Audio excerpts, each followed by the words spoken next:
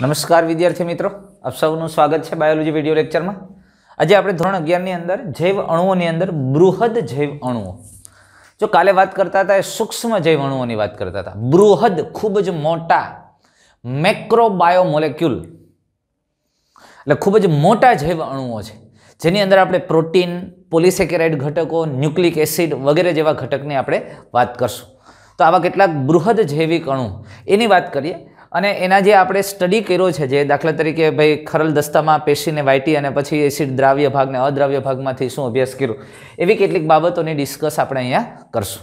તો બાયોમેક્રોમોલેક્યુલ આપણે જોઈ ગયા કે એસિડ દ્રાવ્ય ભાગમાં સમાવિષ્ટ બધા જ રસાયણો, એક સામાન્ય વિશિષ્ટતા એ હતી, જો એસિડ દ્રાવ્ય ભાગની અંદર જે કાંઈ રસાયણોનો આપણે અભ્યાસ કર્યો એ બધા જ રસાયણોની એક સામાન્ય વિશિષ્ટતા એ હતી કે જેનો અણુભાર 18 થી 800 ડાલ્ટન, 18 થી 800 ડાલ્ટન, મેં કાલે કીધું ને કે એનો અણુભાર 800 ડાલ્ટનથી ઓછો હતો, 18 થી 800 ડાલ્ટન સુધીનો હતો। એટલે આપણે એસિડ દ્રાવ્ય ભાગમાં જે કસોટીઓ કરી અને એમાંથી જે રસાયણો પ્રાપ્ત થયા, તો એ બધા જ રસાયણોનો અણુભાર 18 થી 800 ડાલ્ટનની આસપાસ હોય છે।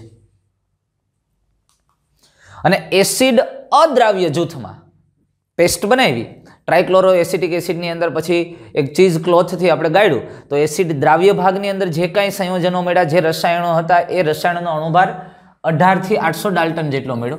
ડાલ્ટન શું છે, મેં કાલે જ વાત કરી, ડાલ્ટન એ અણુભારનો એકમ છે વૈજ્ઞાનિકના નામ ઉપરથી, ખૂબ જ નાનો એકમ છે। પણ જ્યારે એસિડ અદ્રાવ્ય ભાગની વાત કરીએ તો એસિડ અદ્રાવ્ય જૂથમાં માત્ર 4 પ્રકારના કાર્બનિક સંયોજનો જોવા મળ્યા, જેવા કે એની અંદર પ્રોટીન હતી, ન્યુક્લિક એસિડ, પોલિસેકેરાઇડ એટલે કે કાર્બોદિત આપણે કહી શકીએ, અને લિપિડ। જોજો એસિડ અદ્રાવ્ય જૂથમાં 4 પ્રકારના કાર્બનિક સંયોજનોની હાજરી જોવા મળે છે, જે કયા કયા છે? પ્રોટીન, ન્યુક્લિક એસિડ, પોલિસેકેરાઇડ અને લિપિડ।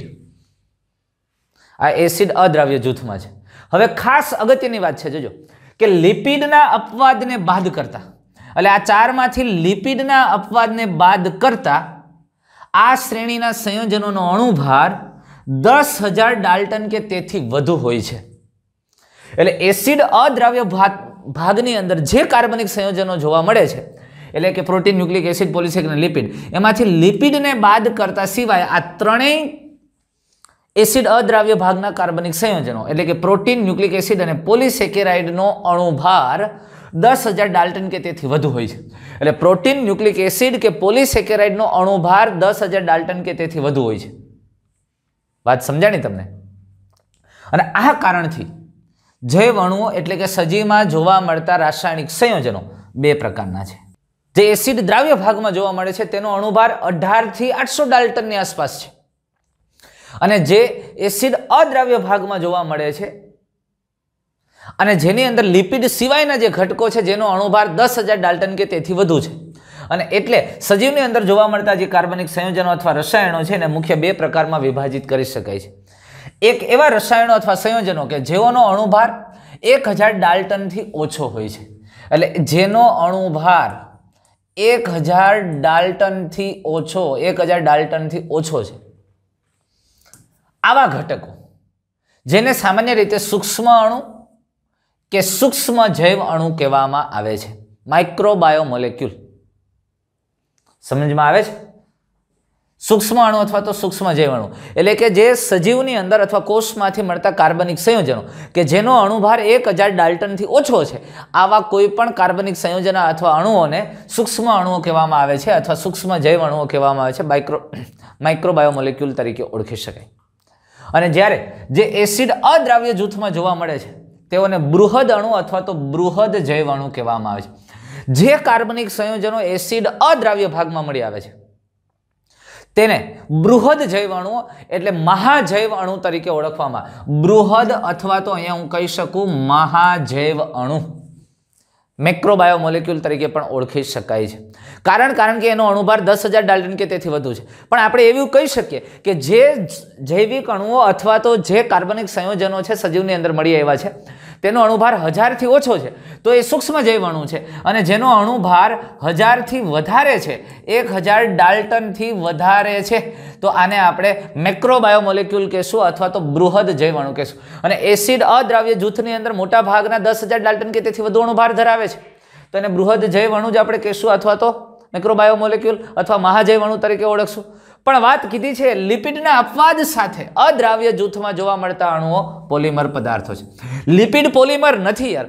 ભલે લિપિડ અદ્રાવ્ય જૂથમાં મળી આવે છે પણ લિપિડ એ પોલિમર પદાર્થ નથી. પોલિસેકેરાઇડ પોલિમર છે, પ્રોટીન પોલિમર છે, ન્યુક્લિક એસિડ પોલિમર છે, પણ લિપિડ પોલિમર નથી. અને એટલે એનો અણુભાર વધારે નથી, 1000 થી વધારે નથી. એટલે એસિડ અદ્રાવ્ય જૂથના મોટા ભાગના ઘટકો બૃહદ જૈવ અણુ છે પણ લિપિડ નહીં ભાઈ. શું કરવાને? કારણ કે લિપિડનો અણુભાર 800 થી નહીં ઓછો છે, કારણ કે એ પોલિમર પદાર્થ નથી. લિપિડના અપવાદ સાથે અદ્રાવ્ય જૂથમાં જોવા મળતા પદાર્થો અથવા અણુઓ પોલિમર પદાર્થો છે પણ લિપિડ પોલિમર નથી. અને લિપિડ સૂક્ષ્મ જૈવ અણુ છે પણ છતાં એસિડ અદ્રાવ્ય જૂથમાં મળે છે. શા માટે? તો એની વાત આપણે કરશું. શું કરવાને એ લિપિડ અદ્રાવ્ય જૂથમાં? પ્રશ્ન છે જો તો શા માટે લિપિડ કે જેનો અણુભાર 800 ડાલ્ટન પણ નથી અને તો પણ એસિડ અદ્રાવ્ય જૂથમાં અર્થાત બૃહદ અણુ તરીકે એનો સમાવેશ થાય છે ભાઈ? એસિડ અદ્રાવ્ય જૂથમાં છે ને આપણે મેક્રોમોલેક્યુલ કહીએ છીએ પણ લિપિડ પોતે 800 અણુભાર જેટલો 800 ડાલ્ટન જેટલો અણુભાર ધરાવતો નથી, છતાંય કેમ અદ્રાવ્ય જૂથમાં એને બૃહદ અણુઓ તરીકે સમાવેશ થાય છે? વાસ્તવમાં લિપિડનો અણુભાર તો ઓછો જ છે અને ઓછા અણુભાર ધરાવતા જ સંયોજનો છે. ઓછો અણુભાર ધરાવતા સંયોજનો છે પણ તે એ જ સ્વરૂપમાં જોવા મળતું નથી. એટલે તે નાના સ્વરૂપે જોવા મળતું નથી પરંતુ તે કોષરસ પટલ અને બીજા પટલોમાં તે જોવા મળે છે. એટલે પટલના બંધારણીય રચનામાં તે સંકળાયેલા છે. જ્યારે આપણે પેશીને વાટીએ છીએ ત્યારે તે કોષીય સંરચના વિઘટન પામે છે અને કોષરસ પટલ અને અન્ય બીજા પટલોના ટુકડા થઈ જાય અને તે પુટિકાઓ સ્વરૂપે ગોઠવાય છે અને એ પુટિકાઓ સ્વરૂપે જોવા મળે અને જે પાણીમાં અદ્રાવ્ય બને છે. એટલે પાણીમાં અદ્રાવ્ય થઈને એકત્રિત થઈ જાય છે અને માટે અદ્રાવ્ય જૂથ છે. લિપિડ સામાન્ય રીતે એ પાણીની આપણને ખબર છે કે લિપિડની અંદર અધ્રુવીય પૂંછડી અને થોડો ઘણો ભાગ છે એ જલાનુરાગી હોય પણ અહીંયા વાસ્તવમાં લિપિડનો અણુભાર ઓછો જ છે પણ આ સંયોજનો એ જ સ્વરૂપમાં જોવા નથી મળતા પરંતુ કોષરસ પટલની રચના તરીકે હોય છે અથવા તો કોઈ પણ અંગિકાઓના પટલોનું નિર્માણ કરતા ઘટક સ્વરૂપે મળે છે. જ્યારે આપણે પેશી કે ભાગને ખરલ દસ્તામાં વાટીએ છીએ અથવા ખાંડીએ છીએ ત્યારે કોષીય સંરચના વિઘટન પામે છે પણ કોષરસ પટલ અને અન્ય પટલોના જે કેટલાક ટુકડાઓ થઈ જાય છે એ ટુકડાઓ પુટિકાઓમાં ફેરવાય છે અને એ પાણીમાં અદ્રાવ્ય સ્વરૂપે મળે છે અને માટે એસિડ અથવા તો પાણીમાં અદ્રાવ્ય છે. અને એટલે આપણે જ્યારે આ પેસ્ટ બનાવીએ છીએ અથવા તો એને ગાળીએ છીએ ત્યારે ગાળણની અંદર લિપિડ નથી આવતો ને અદ્રાવ્ય ભાગમાં રોકાઈ જાય છે અને એટલે એ એસિડ અદ્રાવ્ય જૂથની અંદર લિપિડની હાજરી હોય છે અને દ્રાવ્ય જૂથમાં નથી હોતું. પરંતુ લિપિડ સામાન્ય રીતે માઇક્રોમોલેક્યુલ છે, સૂક્ષ્મ અણુઓ છે પરંતુ તે એસિડ અદ્રાવ્ય ભાગમાં આવા કારણોસર રહી જાય છે કારણ કે કોષરસ પટલના બંધારણીય રચનાઓમાં અથવા અંગિકાઓના પટલની બંધારણીય રચનામાં હોય. જ્યારે એને વાટીએ છીએ ત્યારે વિઘટન પામીને પુટિકાઓ વેસિકલમાં ફેરવાઈ જાય છે અને જે પાણીમાં અદ્રાવ્ય સ્વરૂપે રહી જાય છે. એટલે આપણે એને સામાન્ય રીતે બૃહદ આણ્વીય અંશનો ભાગ બને છે પણ વાસ્તવિક બૃહદ અણુ નથી. એ એસિડ અદ્રાવ્ય જૂથ સાથે રહી જાય છે કે જેની અંદર બધા જ બૃહદ અણુઓ છે. એસિડ અદ્રાવ્ય જૂથના ઘટકોને બૃહદ અણુ તરીકે ઓળખીએ છીએ. આ એનો એક ભાગ બને છે. લિપિડ છે એ આવા બૃહદ આણ્વીય અંશનો ભાગ હોય છે કારણ કે એ અદ્રાવ્ય જૂથમાં પાણીમાં દ્રાવ્ય નથી થતા કારણ કે પટલોના વિઘટનથી પુટિકાઓમાં રૂપાંતરિત થઈ જાય અને આ વેસલ્સ વાળો ભાગ એ અદ્રાવ્ય જૂથ તરીકે એની સાથે જોડાયેલો રહે છે. પણ સાચા અર્થમાં લિપિડ બૃહદ અણુ નથી. વાસ્તવિક રીતે લિપિડ બૃહદ અણુ નથી એટલે કે મેક્રોમોલેક્યુલ નથી અથવા મોટા અણુઓ નથી, મહાજૈવ અણુઓ નથી. એસિડ દ્રાવ્ય જૂથમાં સામાન્ય રીતે શું હોય તો કે લગભગ કોષરસીય દ્રવ્ય સંગઠનનું પ્રતિનિધિત્વ કરે. એસિડ દ્રાવ્ય જૂથ એ કોનું સંગઠન દર્શાવે છે, કોનું પ્રતિનિધિત્વ કરે તો કે જે આપણે જ્યારે પેશીને વાટીએ છીએ અને એસિડ દ્રાવ્ય ઘટકો છે એ સામાન્ય રીતે કોષ છે તો કોષની અંદર તમને ખબર છે વિવિધ પ્રકારની અંગિકાઓ છે અને કોષરસ. તો એસિડ દ્રાવ્ય જૂથની અંદર મોટા ભાગના કોષરસીય ઘટકો છે ને, જે કોષરસીય દ્રવ્યો છે ને, કોષરસની અંદર રહેલા ઘટકો એ એસિડ દ્રાવ્ય જૂથમાં આવી જાય છે. એસિડ અદ્રાવ્ય જૂથમાં શું હોય છે? ઈ કોનું પ્રતિનિધિત્વ? તો તો એસિડ અદ્રાવ્ય જૂથમાં જે કોષરસીય દ્રવ્યો, જે મોટા કોષરસીય દ્રવ્યો છે, એટલે કોષરસીય બૃહદ અણુઓ છે અને અંગિકાઓની અંદર રહેલા જે બૃહદ અણુઓ છે એસિડ અદ્રાવ્ય જૂથમાં હોય છે. એટલે જો કોષરસીય દ્રવ્ય અને અંગિકાઓના બૃહદ અણુ એસિડ અદ્રાવ્ય જૂથમાં હોય છે. એટલે એસિડ દ્રાવ્ય જૂથ સામાન્ય રીતે એમાં મોટા ભાગના એસિડ દ્રાવ્યમાં કયા ઘટકો આવેલા હોય તો કે કોષરસની અંદર રહેલા દ્રાવ્ય ઘટકો અને કોષરસીય દ્રવ્ય સંગઠનનું પ્રતિનિધિત્વ એસિડ દ્રાવ્ય જૂથ કરે. પણ કેટલાક કોષરસીય દ્રવ્ય અને અંગિકાઓ, એટલે કોષરસીય દ્રવ્ય અને અંગિકાઓમાં જે મોટા અણુઓ છે એ બધા કેમાં સમાવેશ થાય છે? એસિડ અદ્રાવ્ય જૂથમાં. એટલે અહીંયા એસિડ દ્રાવ્ય અને એસિડ અદ્રાવ્ય જૂથ કોનું પ્રતિનિધિત્વ કરે છે? જીવંત કોષ અથવા સજીવના ઘટકોની વાત કરીએ તો કોષની અંદર જે કોષરસીય ઘટક છે એના મોટા ભાગના ઘટકો એસિડ દ્રાવ્ય જૂથમાં હોય, પણ કોષ રસના કેટલાક બૃહદ અણુઓ અને અંગિકાઓના બૃહદ અણુ છે એસિડ અદ્રાવ્ય જૂથ તરીકે આવેલા હોય છે. અને આ બંને પ્રકારના ઘટકો એટલે કે એસિડ દ્રાવ્ય અને અદ્રાવ્ય જૂથ આ બંને એકબીજા સાથે મળીને જીવંત પેશી અથવા સજીવોના રાસાયણિક સંગઠન કરે છે. એટલે કોઈ પણ સજીવ કે કોષના રાસાયણિક સંગઠનની વાત કરો તો શું હોય? તો એ જ હોય ને. આપણે આખી પેશીને ખાંડીને વાટી નાખીએ છીએ તો એમાંથી બે પ્રકારના ઘટક મળ્યા, એસિડ દ્રાવ્ય અને અદ્રાવ્ય. તો આ બે ભેગા થઈને સજીવના વિવિધ રાસાયણિક દ્રવ્યોનું નિર્માણ કરતા હોય ને ભાઈ. કેટલાક ઘટકો દ્રાવ્ય સ્વરૂપે હોય, એસિડ દ્રાવ્યમાં છે, નથી દ્રાવ્ય થઈ અદ્રાવ્ય સ્વરૂપે છે. તો આ બંને સાથે મળીને જીવંત પેશી અથવા સજીવોના રાસાયણિક સંગઠન બનાવે છે. એ તો સ્પષ્ટ થઈ ગયું, ત્યાંથી જ નક્કી થઈ ગયું છે.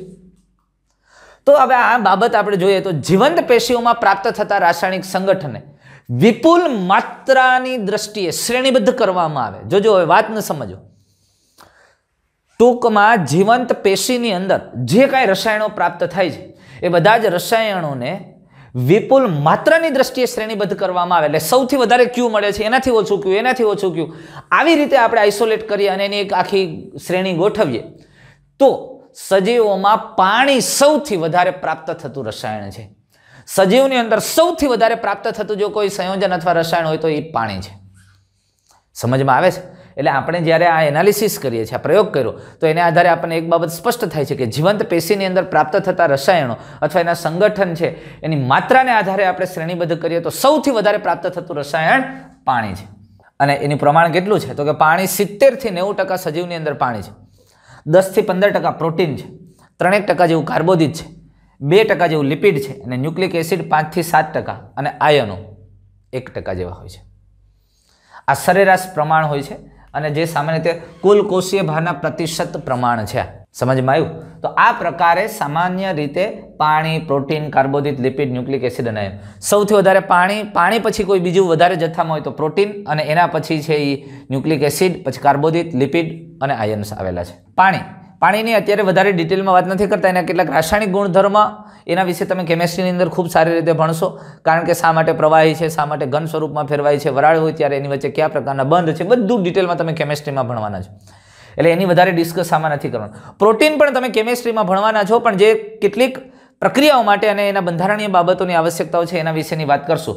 હવે આપણે આ જે બૃહદ જૈવિક અણુઓ છે એ બૃહદ જૈવિક અણુઓની અંદર અને ખાસ કરીને પ્રોટીનની વાત કરશું, પછી આ કેટલાક કાર્બોદિત એની અંદર પોલિસેકેરાઇડની વાત કરશું, લિપિડની વાત આપણે ઓલરેડી કરી ગયા છે અને ન્યુક્લિક એસિડની વાત કરશું. તો બૃહદ જૈવિક અણુઓમાં પ્રોટીન, કાર્બોદિતમાં પોલિસેકેરાઇડ અને ન્યુક્લિક એસિડ, આની કેટલીક વાત કરીએ. તો હવે પહેલાં આપણે પ્રોટીન્સ જોઈએ. અને પ્રોટીનનો શબ્દ જેવો છે, આપણે કીધું ને કે ફર્સ્ટ લોકેશન સૌથી પહેલા સ્થાને આવેલા છે. જો કાર્બનિક સંયોજનોની વાત કરીએ તો એમાં સૌથી વધારે સજીવની અંદર જરૂરી અને આવશ્યક ઘટક હોય તો પ્રોટીન છે અને એટલે તો એનું નામ એવું રાખ્યું. પણ પ્રોટીન ખરેખર શું છે? અરે યાર, પ્રોટીન એ પોલીપેપ્ટાઇડ હોય છે. પોલીપેપ્ટાઇડ એટલે કે તે એમિનો એસિડની એક રેખીય શૃંખલા છે જે પેપ્ટાઇડ બંધ વડે જોડાયેલ છે. અરે આપણને ખબર, આ એમિનો એસિડ એકબીજા સાથે પેપ્ટાઇડ બંધથી જોડાય અને જે પોલિમર બને છે, આ એક એમિનો એસિડ બીજા એમિનો એસિડ સાથે પેપ્ટાઇડ બંધથી જોડાય અને આવા 2 થી વધારે એમિનો એસિડ પેપ્ટાઇડ બંધથી જોડાઈને જે શ્રેણી બને આને પોલીપેપ્ટાઇડ કહેવામાં આવે છે. તો પોલીપેપ્ટાઇડ એ એમિનો એસિડનો પોલિમર છે.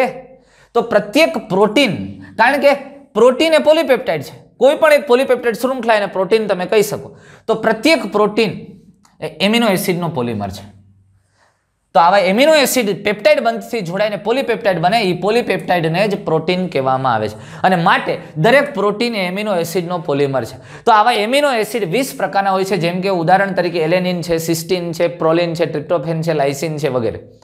તો આ પ્રોટીન સમ પોલિમર નહીં પરંતુ વિષમ પોલિમર હોય છે. પ્રોટીન સમ પોલિમર નહીં, એક જ સરખા એમિનો એસિડ જોડાઈને બનતી પોલીપેપ્ટાઇડ શૃંખલા નથી. પ્રોટીનના બંધારણમાં એકથી વધારે પ્રકારના એમિનો એસિડ હોય. માનો કે અહીંયા લાઇસિન છે, આપણે જનરલી હવે તો આપણને ખબર છે, આમ લાઇસિન છે, સિરાઇન છે, ફિનાઇલ એલેનિન છે, આવા અલગ અલગ પ્રકારના એમિનો એસિડ એકબીજા સાથે પેપ્ટાઇડ બંધથી જોડાય અને પ્રોટીન બને છે. અને માટે પ્રોટીન એ સમ પોલિમર નથી પરંતુ વિષમ પોલિમર છે. અને સમપોલિમર કોને કહેવાય? કે એક જ મોનોમર ઘણી બધી વખત જોડાયેલું હોય, એક જ સરખા, દાખલા તરીકે લાઇસિન તો લાઇસિન, લાઇસિન તો લાઇસિન, આ જ આવેલા હોય તો એને સમપોલિમર કહેવાય. પણ પ્રોટીન વિષમ પોલિમર છે.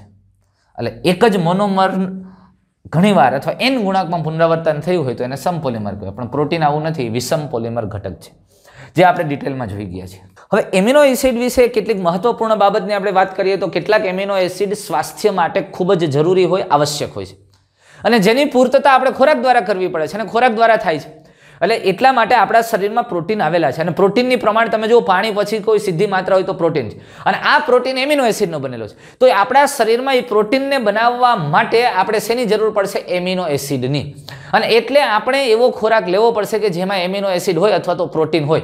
એટલે એ પ્રોટીનનું આપણા શરીરમાં પાચન થાય અને એમાંથી એમિનો એસિડ બને, એને આપણે લઈએ અને આપણા આંતરડામાં અને આપણા રુધિરમાં એ એમિનો એસિડ દાખલ થાય, વહન પામે અને કોષની પૂર્તતા પૂરી થાય. સમજાય છે આ વસ્તુ? એટલે જો પ્રોટીન આપણા શરીરમાં ખૂબ જ જરૂરી છે. કોષના બંધારણમાં પ્રોટીનની માત્રા 10 થી 12% જેવી છે. પ્રોટીન બને છે શેમાંથી? તો કે એમિનો એસિડમાંથી. એટલે આપણા શરીરને એમિનો એસિડની આવશ્યકતા હોય. તો આવા એમિનો એસિડ સ્વાસ્થ્ય માટે આવશ્યક હોય છે, જેની પૂર્તતા એટલે એની જરૂરિયાત ખોરાક દ્વારા પૂરી થાય છે. તો આ રીતે આહારી પ્રોટીન આ આવશ્યક એમિનો એસિડ માટેનો મુખ્ય સ્ત્રોત છે. એટલે આવી રીતે કેટલાક આહારી પ્રોટીન એટલે આપણા ખોરાકમાં રહેલા પ્રોટીન આપણા આવશ્યક એમિનો એસિડ માટેનો મુખ્ય સ્ત્રોત છે.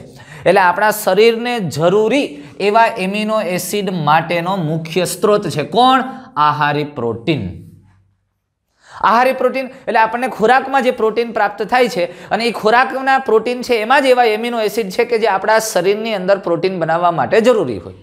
તો આવા આવશ્યક એમિનો એસિડનો મુખ્ય સ્ત્રોત કોણ છે? તો કે એ આપણો આહારી પ્રોટીન છે. તો આ પ્રકારે એમિનો એસિડ આવશ્યક કે બિન આવશ્યક હોઈ શકે છે. આવશ્યક અને બિન આવશ્યક એટલે શું? કે જે એમિનો એસિડ આપણે આહારમાંથી મેળવવા પડે છે, જે એમિનો એસિડ માત્ર આપણા ખોરાક દ્વારા જ પ્રાપ્ત થાય, આપણું શરીર બનાવી શકતું નથી, એવા એમિનો એસિડને આવશ્યક એમિનો એસિડ કહેવામાં આવે. અને જે એમિનો એસિડ આપણું શરીર જાતે બનાવી શકે છે, માનો કે આપણે ખોરાકમાંથી એમિનો એસિડ પ્રાપ્ત નથી થતો પણ બીજા એમિનો એસિડમાંથી તે એમિનો એસિડનું નિર્માણ થઈ શકે છે, તો એને બિન આવશ્યક એમિનો એસિડ. આપણું શરીર પોતાની રીતે જે એમિનો એસિડ બનાવી શકે એને ખોરાકમાંથી લેવા જ પડે એવું જરૂરી નથી. તો આવા એમિનો એસિડને બિન આવશ્યક કહેવાય. એટલે અમે એમિનો એસિડના બે પ્રકાર પાડી શકીએ છીએ, આવશ્યક અને બિન આવશ્યક. તમને યાદ હોય તો, જો મને યાદ અતીતની આવી જાય તો આગલો પ્રોટીનવાળો લેક્ચર યાદ કરો, એમાં પહેલો પાર્ટ એમિનો એસિડ, એની અંદર એક આપણે કી આપેલી, એ અત્યારે નહીં કહો, હવે તમારે મને યાદ કરીને કહેવી પડશે. 10 અને 8 એમ અલગ અલગ રીતે આપણે કીધું હતું આવશ્યક એમિનો એસિડ, અને એમાંના 2 એમિનો એસિડ એવા છે કે જે અર્ધ આવશ્યક છે, સેમી એસેન્શિયલ છે. યસ. તો આ પ્રકાર આવશ્યક અને બિન આવશ્યકના નામ સાથે આપણને ખબર છે. એની વાત અત્યારે ડિટેલમાં નથી જતા કારણ કે હવે ઓલરેડી એક વખત જોઈ ગયા છે, હવે ટાઈમ બગાડવો કાંઈ જરૂરી નથી. તો બિન આવશ્યક એ હોય છે કે જે આપણા શરીરમાં બને છે. જોયું? બિન આવશ્યક એમિનો એસિડ એ છે કે જે શરીરમાં બને છે અને એટલે એને ખોરાકમાં લેવા પડતા નથી, જરૂરી નથી.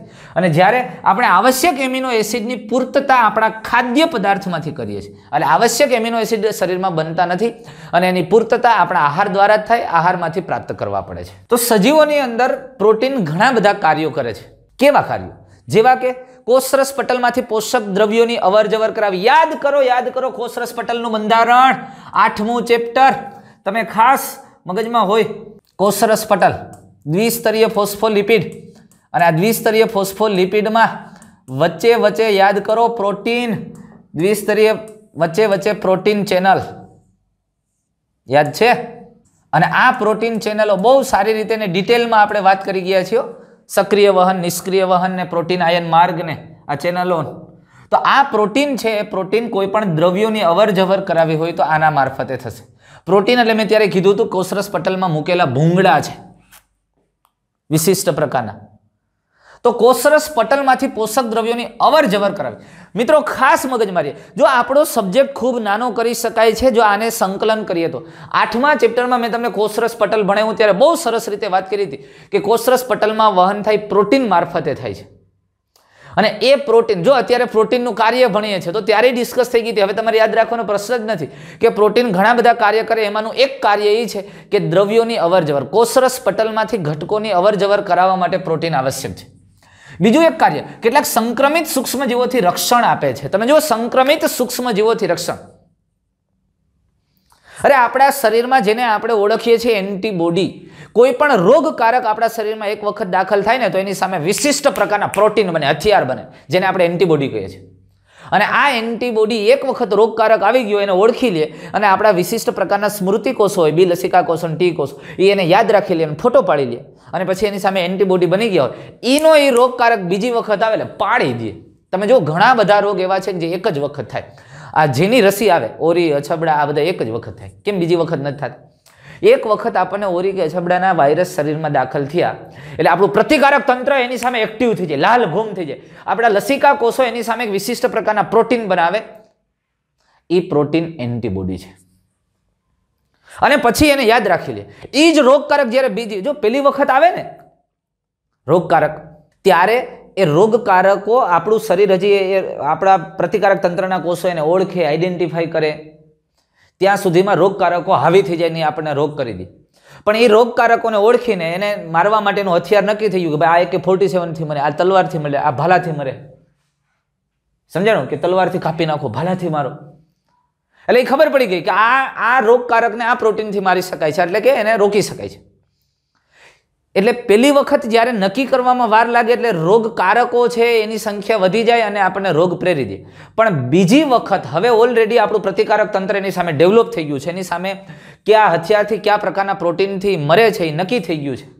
હવે બીજી વખત જ્યારે રોગકારક સામે આવે તો હવે એને નક્કી કરવામાં ટાઈમ નથી જતો.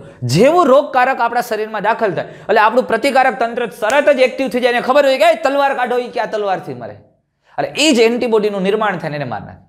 તો આવા સંક્રમિત સૂક્ષ્મજીવોથી જે રક્ષણ આપવાનું કામ છે એ આ પ્રોટીન આપે. અરે રસી શું છે? રસી નબળા કરી નાખેલા બેક્ટેરિયા છે, મારી નાખેલા અથવા નબળા કરી નાખેલા બિનહાનિકારક બેક્ટેરિયા, જેનાથી રોગ થાય છે એ જ બેક્ટેરિયા આપણા શરીરમાં દાખલ કરવામાં. એટલે આપણું પ્રતિકારક તંત્ર એવું સમજી લે કે આપણા શરીરમાં રોગકારક આવ્યા છે અને એટલે એ બેક્ટેરિયા સામે એ એન્ટીબોડી બનાવીને તૈયાર રાખે, યાદ રાખી લે. હવે એ વ્યક્તિ વાતાવરણમાં જ્યારે જાય છે ત્યારે એના સંપર્કમાં જ્યારે એ જ બેક્ટેરિયા ખરેખર રોગકારક, જીવંત રોગકારક આપણા શરીરના સંપર્કમાં આવે તો ઓલરેડી એની સામે હથિયાર બનેલા જ. એટલે હવે એને વાર નથી લાગતો એટલે સીધા જ આપણા પ્રતિકારક તંત્રના કોષો એની સામે લડે અને એની સામે રક્ષણ આપે. એટલે આ એન્ટીબોડી જે બને છે, જે પ્રોટીન છે, એટલે રોગકારકો સામે લડતું જે ઘટક છે એ પ્રોટીન છે. એટલે કહેવાનો મતલબ પ્રોટીનનું એક બીજું કાર્ય સૂક્ષ્મ જીવોથી રક્ષણ આપતું એન્ટીબોડીનું નિર્માણ. પછી મોટાભાગના અંતઃસ્ત્રાવો એ પણ પ્રોટીનના બનેલા છે અને કેટલાક ઉત્સેચકો, ખરેખર મોટા ભાગના ઉત્સેચકો છે એ પ્રોટીનના છે. બહુ થોડા ઉત્સેચકો છે કે જે ન્યુક્લિક એસિડના બનેલા છે. એટલે પ્રોટીન ઘણા બધા કાર્યો કરે, જેમાં કોષરસ પટલમાં દ્રવ્યોની અવરજવર માટે, સંક્રમિત સૂક્ષ્મજીવો સામે પ્રતિકારકતા આપે છે, એનાથી રક્ષણ આપે છે. કેટલાક અંતઃસ્ત્રાવ સ્વરૂપે આવેલા છે. તો મોટા ભાગના ઉત્સેચકો પણ પ્રોટીનના બનેલા હોય છે. અને પ્રાણી સૃષ્ટિમાં કોલાજન એ મુખ્ય પ્રભાવી પ્રોટીન છે. ચેપ્ટર નંબર 7 યાદ કરો. સંયોજક પેશીની અંદર જોઈ ગયા કે મુખ્ય કોષોની વચ્ચેનું આધારક દ્રવ્ય તરીકે કામ કરતું ઘટક, તંતુ કોષો દ્વારા સ્ત્રાવ પામતું તંતુમય સ્વરૂપે. તો આ મુખ્ય પ્રોટીન પ્રાણી સૃષ્ટિની અંદર મુખ્ય પ્રોટીન. પણ સમગ્ર જીવાવરણની વાત કરીએ તો, સમગ્ર સજીવ સૃષ્ટિમાં વાત કરીએ તો સૌથી વધારે જોવા મળતું પ્રોટીન એ રૂબિસ્કો છે, રિબ્યુલોઝ બાયફોસ્ફેટ કાર્બોક્સાઇલેજ અને ઓક્સિજનેઝ. અને જે ઉત્સેચક છે, અને આ રૂબિસ્કો ઉત્સેચક છે, સમગ્ર સૃષ્ટિની અંદર સૌથી વધારે મળી આવતું પ્રોટીન છે. એ મુખ્ય પ્રભાવી પ્રોટીન છે. એટલે સમગ્ર સજીવ સૃષ્ટિનું પ્રભાવી પ્રોટીન રૂબિસ્કો જે ઉત્સેચક તરીકે આવેલું, અને પ્રાણી સૃષ્ટિ માટેનું પ્રભાવી પ્રોટીન છે એ કોલાજન છે. અને આ પ્રોટીન વિશેની વાત એક વખત કરી ગયા, છતાંય ફટાફટ ટેક્સ્ટ મુજબ જોઈએ. કોલાજન આંતરકોષીય આધારકમાં સંયોજક પેશીની અંદર, ટ્રિપ્સિન એ ઉત્સેચક ખાસ કરીને સ્વાદુપિંડમાંથી નિર્માણ પામે છે અને પક્વાશયની અંદર જેની હાજરી જોવા મળે છે તે ટ્રિપ્સિન. પાચન ક્રિયા સાથે સંકળાયેલ, પ્રોટીનના પાચન સાથે. ઇન્સ્યુલિન જો પ્રોટીનનું પાચન કરે અને પ્રોટીનનું બનેલું છે છતાંય પ્રોટીનનું પાચન કરતો ઉત્સેચક છે, એટલે ઉત્સેચકો પ્રોટીનના બનેલા મોટે ભાગે. ઇન્સ્યુલિન અંતઃસ્ત્રાવ છે એ પ્રોટીનનું બનેલું છે. એન્ટીબોડી રોગકારકો સામે લડે છે તે ઇમ્યુનોગ્લોબ્યુલિન પ્રોટીન એન્ટીબોડી. રિસેપ્ટર જે સામાન્ય રીતે કોષરસ પટલ ઉપર આપણે ઘણી વખત જોઈએ, દાખલા તરીકે તમે 10મામાં ભણી ગયા છો કે ભાઈ પિચ્યુટરી ગ્લેન્ડ છે, આ મગજની અંદર આવેલી પિચ્યુટરી ગ્રંથિ, અને પિચ્યુટરી ગ્રંથિ દ્વારા સ્ત્રાવ પામતો અંતઃસ્ત્રાવ ACTH. આ ACTH અંતઃસ્ત્રાવ છે એની અસર ક્યાં થાય છે તો કે ભાઈ એ તો એડ્રિનલ ગ્રંથિ ઉપર, કિડનીની ઉપર આવેલી એડ્રિનલ ગ્રંથિ છે. અહીંયા આ એડ્રિનલ ગ્રંથિના કોષો એને કેવી રીતે ઓળખે તો કે ભાઈ એડ્રિનલ ગ્રંથિના કોષો ઉપર એવા રિસેપ્ટર આવેલા છે કે જે આ અંતઃસ્ત્રાવને ગ્રહણ કરે છે અને એને ઓળખી શકે છે અને પછીની ક્રિયા આગળ વધે છે. એટલે રિસેપ્ટર એટલે ગ્રાહી અણુ જે પણ પ્રોટીનના બનેલા છે, એટલે કોષો ઉપર આવેલા આવા રિસેપ્ટર જે કોષો પ્રોટીનના બનેલા. GLUT4 એક પ્રોટીન છે જે ગ્લુકોઝના કોષની અંદર ગ્લુકોઝના વહન સાથે સંકળાયેલું પ્રોટીન GLUT4. તો આ પ્રોટીન છે, આવા વિવિધ પ્રકારના પ્રોટીન વિવિધ કાર્યો સાથે સંકળાયેલ છે.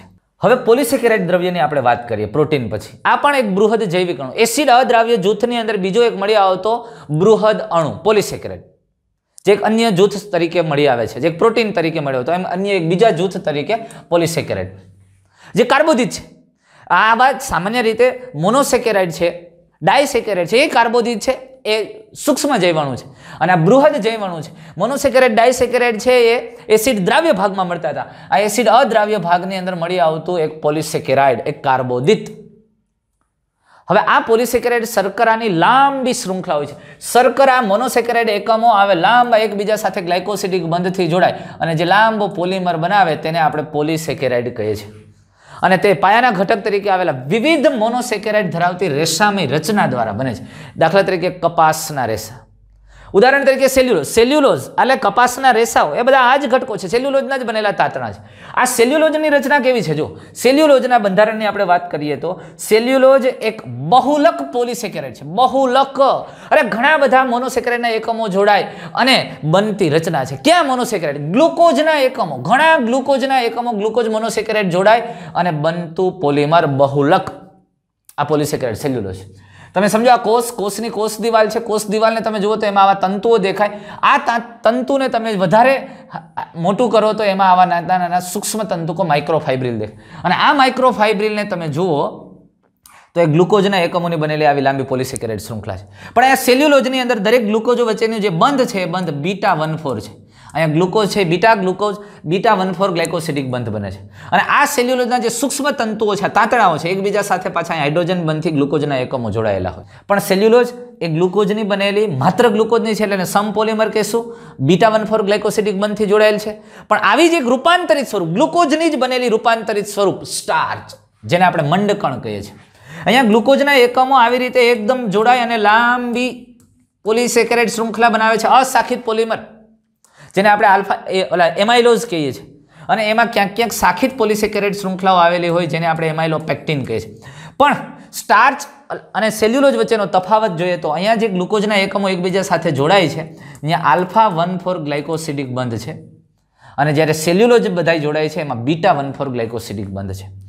પણ સ્ટાર્ચ સામાન્ય રીતે વનસ્પતિમાં મોટાભાગનો ખોરાક સંગ્રહ સ્ટાર્ચ સ્વરૂપે થાય, એટલે કે વનસ્પતિ પેશીમાં ઉર્જા ભંડાર ક્યાં સ્વરૂપે હોય? સ્ટાર્ચ સ્વરૂપે સંગ્રહિત થાય છે.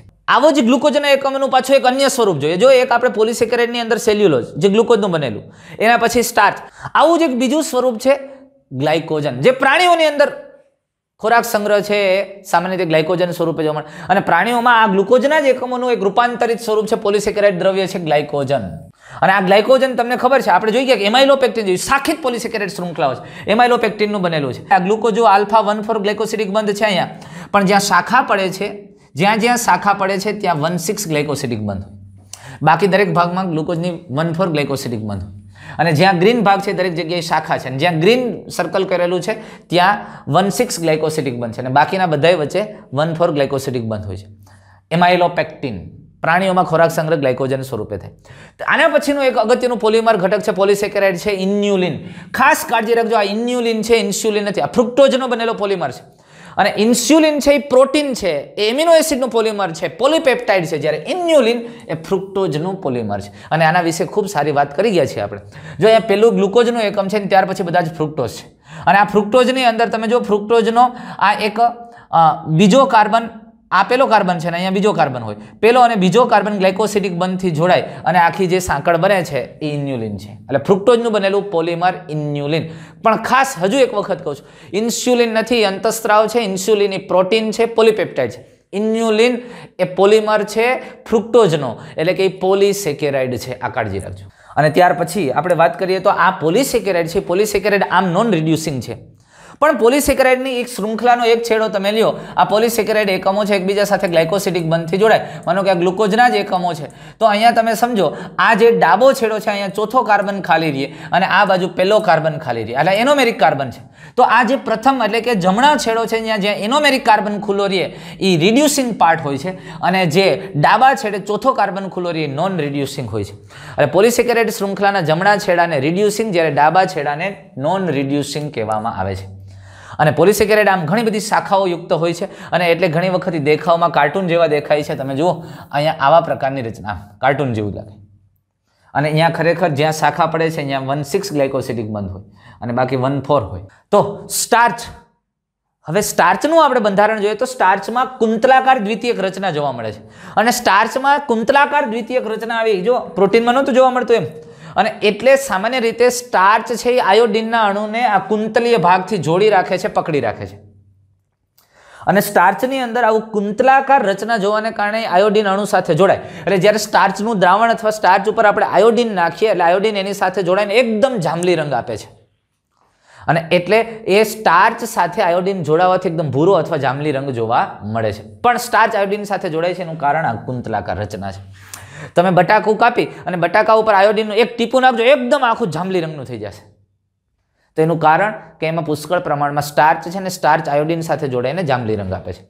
પણ સેલ્યુલોજ ગ્લુકોઝનો બનેલો છતાં આયોડિન સાથે રિએક્ટ નથી થતો, કારણ કે સેલ્યુલોજના અંદર આવી રચના નથી, આવી જટિલ કુંતલમય રચના નથી.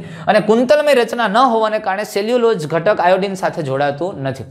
એટલે રૂના તાતણા ઉપર આયોડિન નાખશો તો એ પીળાશ પડતું દેખાશે, એકદમ જાંબલી નહીં થાય. સમજાણી તમને વાત? કારણ કે એની અંદર કુંતલમય રચના નથી, માટે આયોડિન સાથે જોડાઈ શકતું નથી.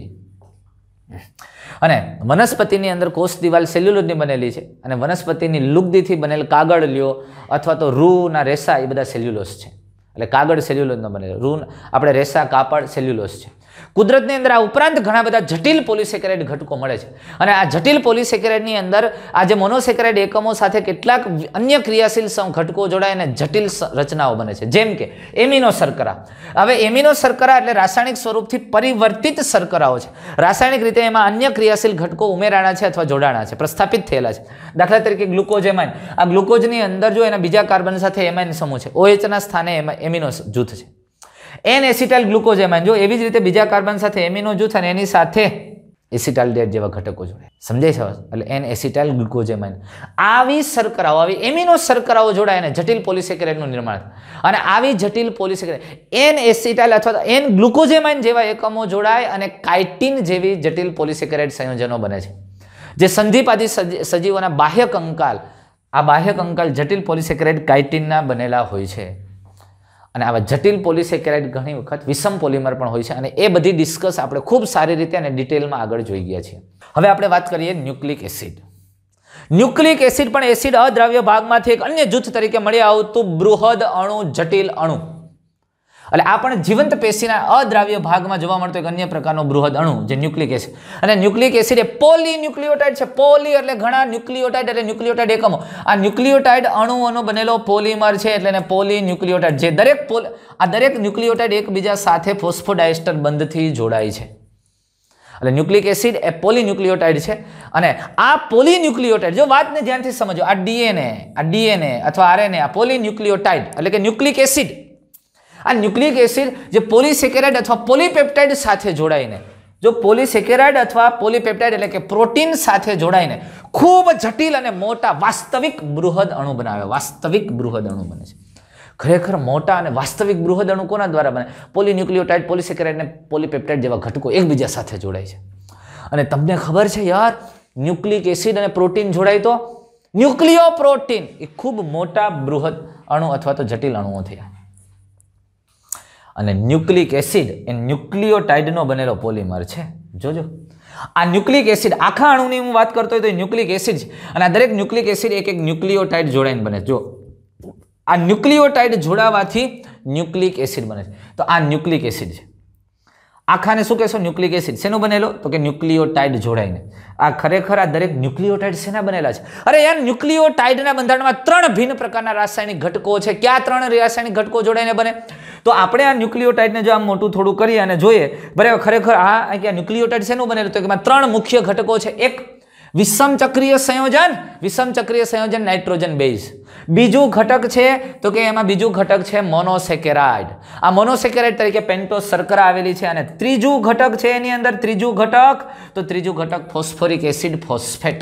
એટલે ન્યુક્લિક એસિડ ન્યુક્લિયોટાઇડનું બનેલું છે. ને ન્યુક્લિયોટાઇડમાં 3 મુખ્ય ઘટકો છે. એ 3 ઘટકોમાં એક વિષમ ચક્રીય સંયોજન જેને આપણે નાઇટ્રોજન બેઝ કહીએ, બીજું ઘટક મોનોસેકેરાઇડ જે પેન્ટોઝ શર્કરા આવેલી છે, અને ત્રીજું ઘટક ફોસ્ફોરિક એસિડ ફોસ્ફેટ સ્વરૂપે હોય છે. તો આ ન્યુક્લિક એસિડમાં આવેલા વિષમ ચક્રીય સંયોજન જેને આપણે નાઇટ્રોજન બેઝ કહીએ છીએ, વિષમ ચક્રીય સંયોજન. અને નાઇટ્રોજન બેઝ તરીકે એમાં એડેનિન હોઈ શકે, ગ્વાનિન હોઈ શકે, યુરેસિલ હોઈ શકે, સાઇટોસિન હોઈ શકે, થાઇમિન હોઈ શકે. નાઇટ્રોજન બેઝ તરીકે અહીંયા યુરેસિલ, થાઇમિન, ગ્વાનિન, એડેનિન વગેરે જેવા ઘટક હોઈ શકે. તો હવે આપણે જોયા એડેનિન, ગ્વાનિન, યુરેસિલ, થાઇમિન શું છે ખરેખર. અરે ભાઈ, એડેનિન શું છે, ગ્વાનિન શું છે, યુરેસિલ શું છે, સાઇટોસિન શું છે, થાઇમિન શું છે? તમે કહેશો અમને ખબર છે સર. એ તો મને ખબર છે, તમને ખબર છે, કારણ કે મેં આગળ ભણાવી દીધું છે. આ તો હા મેં નથી, નહીં પૂછી લો. હા, તો શું છે ભાઈ ખરેખર? તો એડેનિન અને ગ્વાનિન વિસ્થાપિત પ્યુરિન છે. આ એડેનિનનું બંધારણ છે, આ ગ્વાનિન છે વિસ્થાપિત પ્યુરિન છે. એટલે કે અરે ભાઈ ખરેખર પ્યુરિન આ છે. પ્યુરિનના બંધારણમાં 2 રિંગ છે, એક પિરિમિડિન રિંગ છે ને એક એમિડાઝોલ રિંગ છે. તો એની અંદર જો આવી રીતે આ તમે સમજી લો, પેલા નાઇટ્રોજનથી લઈ આ છઠ્ઠો કાર્બન અને એની સાથે હાઇડ્રોજન, અને આમ 9 ઘટકો છે. તો આ છઠ્ઠા કાર્બન સાથે હાઇડ્રોજન છે એનું વિસ્થાપન થઈને અહીંયા એમિનો સમૂહ આવે. એટલે આ પ્યુરિન ખરેખર વાસ્તવમાં પ્યુરિન આ છે. તો પ્યુરિનનું વિસ્થાપન થયું છે એનું હાઇડ્રોજનની જગ્યાએ એમિનો જૂથ. તો એડેનિનને તમે વિસ્થાપિત પ્યુરિન કહી શકો. યસ. તો હવે ગ્વાનિન છે, ગ્વાનિનમાં જો હાઇડ્રોજનનું વિસ્થાપન થઈને ઓક્સિજન આવ્યું અને અહીંયા હાઇડ્રોજનનું વિસ્થાપન થઈને એમિનો સમૂહ આવ્યો, તો ગ્વાનિનને પણ વિસ્થાપિત પ્યુરિન કહી શકાય. હા, તો ભાઈ એડેનિન અને ગ્વાનિન એ વિસ્થાપિત પ્યુરિન છે. તો સાઇટોસિન, થાઇમિન, યુરેસિલ આ શું છે? અરે યાર, એ બાકીના પ્રતિસ્થાપિત અથવા તો વિસ્થાપિત પિરિમિડિન છે. એ શું છે? વિસ્થાપિત પિરિમિડિન. આ સાઇટોસિન, યુરેસિલ, થાઇમિન એ વિસ્થાપિત પિરિમિડિન કેમ કહી શકો? એટલે કહી શકીએ કે આ વિષમ ચક્રીય રિંગ છે, આ જે પિરિમિડિન રિંગ બંધારણ છે, એ વિષમ ચક્રીય પિરિમિડિન રિંગની અંદર અહીંયા હાઇડ્રોજનની જગ્યાએ એમિનો જૂથ છે. અહીંયા હાઇડ્રોજનમાં વિસ્થાપન થઈને ઓક્સિજન આવ્યું, એટલે આને વિસ્થાપિત પિરિમિડિન સાઇટોસિન. અહીંયા ઓક્સિજન ને ઓક્સિજન બે, એટલે એને વિસ્થાપિત પિરિમિડિન યુરેસિલને પણ કહી શકાય. અહીંયા વિસ્થાપન થઈને ઓક્સિજન આવ્યું, અહીંયા વિસ્થાપન થઈને મિથાઇલ જૂથ આવ્યું, અહીંયા વિસ્થાપન થઈને ઓક્સિજન આવ્યું, એટલે થાઇમિનને પણ તમે વિસ્થાપિત પિરિમિડિન કહી શકો. એટલે આ બધા વિસ્થાપિત પિરિમિડિન છે, આ બે વિસ્થાપિત પ્યુરિન છે. પણ પ્યુરિન અને પિરિમિડિન આ બે, એટલે આને તમે પ્યુરિન કહેશો અને આને પિરિમિડિન કહેશો, તો આ બંને વિષમ ચક્રીય રિંગ છે. વિષમ ચક્રીય એટલે કાર્બન સિવાય વચ્ચે એના ઘટકમાં એના રિંગમાં નાઇટ્રોજન આવેલા છે, માટે વિષમ. એ નાઇટ્રોજન હોઈ શકે, ઓક્સિજન હોય અથવા સલ્ફર, કોઈ પણ હોય તો એને વિષમ ચક્રીય કહેવાય. ક્લિયર? એકદમ ક્રિસ્ટલ ક્લિયર. હે એમ ગણાય કે ને. તો હવે અહીંયા આપણે જે વાત કરીએ છીએ એમાં પોલીન્યુક્લિયોટાઇડની અંદર જોવા મળતી જે શર્કરા, એ શર્કરા, અરે યાર અહીંયા પેન્ટોઝ મોનોસેકેરાઇડ શર્કરા છે. અને આ પેન્ટોઝ મોનોસેકેરાઇડ રિબોઝ અથવા તો ડિઓક્સી રિબોઝ શર્કરા હોય છે. હવે રિબોઝ શર્કરા તમે કોને કહેશો? તો કે રિબોઝ શર્કરા તરીકે જે આપણે જોઈએ છે પેન્ટોઝ શર્કરા છે, માટે એમાં 5 કાર્બન છે. આ પહેલા કાર્બનમાં OH અને H, આ બીજા કાર્બનની અંદર OH અને H, આ ત્રીજા કાર્બનમાં OH અને H, અને આ ચોથો કાર્બન જેની સાથે એક H અને બીજો એક 5મો કાર્બન જોડાયેલો છે. આ રિબોઝ શર્કરા છે. ડીઓક્સી રિબોઝ, ડી દૂર થવું, ઓક્સી એટલે ઓક્સિજન, એક ઓક્સિજન દૂર થાય છે એવી પેન્ટોઝ શર્કરા. અને આમાં ક્રિયાશીલ જૂથ તો આલ્ડિહાઇડ વાળું જ છે, એટલે આલ્ડો પેન્ટોઝ શર્કરા જ છે. પણ એના પહેલા કાર્બન સાથે આ H અને OH, પણ બીજા કાર્બન સાથે OH ની જગ્યાએ H છે, એક ઓક્સિજન દૂર થયો છે, એટલે એને ડીઓક્સી રિબોઝ શર્કરા કહેવામાં આવે છે, જે પણ તમને ખૂબ સારી રીતે ખબર છે. બરોબર છે? આ ડીઓક્સી રિબોઝ છે. એટલે જે ન્યુક્લિક એસિડના બંધારણમાં ડીઓક્સી રિબોઝ શર્કરા જોવા મળે, તો તે ન્યુક્લિક એસિડને ડીઓક્સી રિબો ન્યુક્લિક એસિડ એટલે કે DNA કહેવામાં આવે છે. અને જે ન્યુક્લિક એસિડના બંધારણમાં રિબોઝ શર્કરા જોવા મળે તેને રિબો ન્યુક્લિક એસિડ એટલે કે RNA કહેવામાં આવે છે. ઇન શોર્ટ, RNA ના બંધારણમાં પેન્ટોઝ શર્કરા તરીકે રિબોઝ હોય અને DNA ના બંધારણમાં ડીઓક્સી રિબોઝ શર્કરા હોય. અને ડીએનએ કયો કે આરએનએ કયો, બે ન્યુક્લિક એસિડ છે ને ન્યુક્લિક એસિડ કયો એટલે કે એ પોલીન્યુક્લિયોટાઇડ છે. સમજમાં આવી વાત? તો આ પ્રકારે આખું ન્યુક્લિક એસિડનું બંધારણ હોય. તો દોસ્તો આવા જ ઇન્ટરેસ્ટિંગ ટોપિક સાથે પાછા આપણે આગળ વધીએ છીએ. નેક્સ્ટ વિડીયોની અંદર મળશું કે જેની અંદર આવા કેટલાક બૃહદ જૈવિક અણુઓ છે, એમની વચ્ચેના બંધ કયા પ્રકારના છે, મોનોમર કેવા બંધથી જોડાય છે, પ્રોટીન છે તો પ્રોટીનની સંરચના શું છે, ન્યુક્લિક એસિડ છે તો ન્યુક્લિક એસિડનું બંધારણ શું છે. આવા ઇન્ટરેસ્ટિંગ અને મસ્ત મસ્ત ટોપિક સાથે ફરી પાછા નેક્સ્ટ વિડીયોમાં મળીએ છીએ. ત્યાં સુધી બાય બાય, ગુડ બાય, જય શ્રી કૃષ્ણ, થેન્ક યુ.